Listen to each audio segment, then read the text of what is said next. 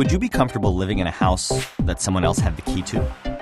What if an underground tunnel led into it from a public park, where its windows could never quite close all the way? Would you trust it with your safety and your privacy? The internet is that house. This is not to say never go into the house, but rather you should know the hazards before you store all of your valuables there, and do what you can to protect them. So why is it insecure, and why can't we just fortify it until it's safe? Well, first of all, the internet was not originally built to be what it is today. It's like someone decided to expand a shoebox into a skyscraper. The internet originally developed when computers were huge and so expensive to own that only universities, big businesses, and a few governments had them. The point, originally, was to let these massive supercomputers talk to each other. And as soon as two computers could send information back and forth, we had a network. The network gradually grew until personal computers emerged in the 1980s, and then it exploded.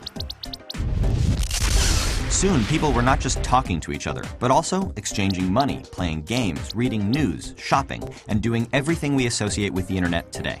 Other devices started talking to the network too. Phones and cars and refrigerators and elevators and power plants and much, much more.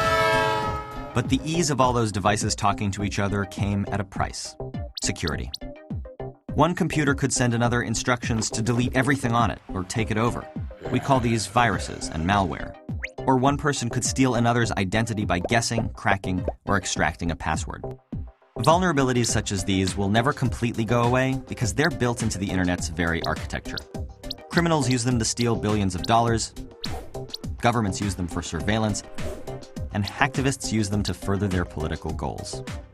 Between 2004 and 2013, over 1 billion records of personal information were stolen or leaked through data breaches of major organizations. As a thought experiment, let's imagine what a perfectly secure internet might look like. Users would not be allowed to download or install anything onto their computers.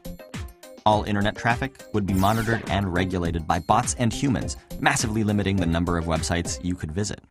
In order to log onto a website, you'd have to type in a 100-character password, submit a genetic sample, and whistle a tune.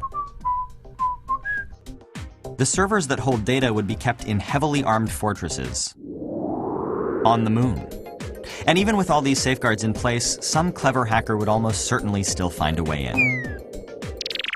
The good news is, even with our flawed internet, there are simple things you can do to protect yourself. And there are a lot of people committed to making the internet more secure.